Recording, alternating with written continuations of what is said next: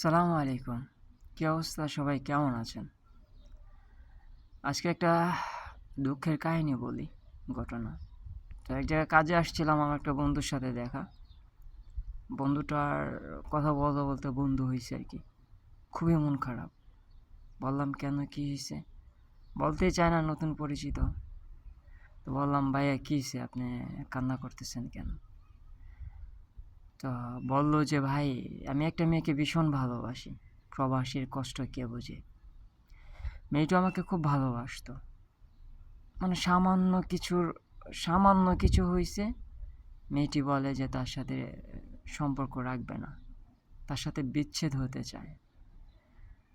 তো ছেলেটি খুব আফসোস মনমরা ছিল যে ২ দিন যাবৎ তাকে ফোন দিচ্ছে, ধরে না। অবশ্য ভয়েস কলে উল্টাপাল্টা কথা বলে যে, কেন ফোন দিচ্ছ, কী কারণে ফোন দিচ্ছ, তোমাকে দেখতে মন চাচ্ছে না। তো এই কথাগুলো নিয়ে ছেলেটি খুবই দুঃখজনক ছিল। তো এক সময় তার চোখের পানি অজয় ঝরতেছিল। তাকে আমি বলছি যে, ভাইয়া, একসাথে অনেক দিন ছিলা, অনেক কথাবার্তা বলছো, অনেক মন মালিন্য হয়েছে, তখন আবার মিট হয়েছে, এখন আর মিট হবে না।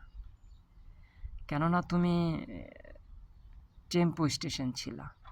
যখন তুমি ফার্স্ট তার কাছে ছিলা, এটাই মনে হচ্ছে কি পৃথিবীর সবচেয়ে সেরা সুখ।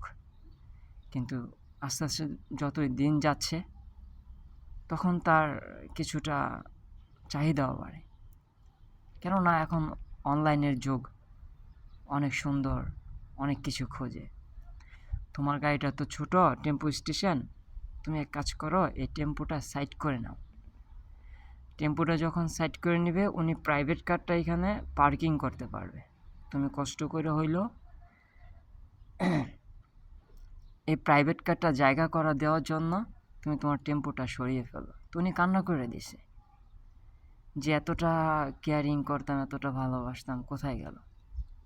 তো তাকে বলছি যে, ভাইয়া, টেম্পো দিয়ে ভালোবাসা চলে না।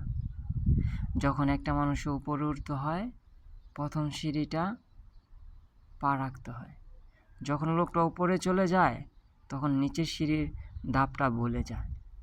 তো মনে করো তুমিও তার লাইফে এমন একজন ছিলা, যেটা থেকে তুমি অনেক কিছু শিখতে পারছো। তো দুঃখ করো না, আল্লাহ যা করে ভালোর জন্যই করে। তার জন্য দোয়া করো, সে যেন প্রাইভেট কারে খুব ভালো জার্নি করতে পারে। তার প্রাইভেট কারটা পার্কিং করার জন্য খুব সুন্দর একটা জায়গা বেছে নিতে পারে। কারণ সে এখন তোমার আর নাই। সে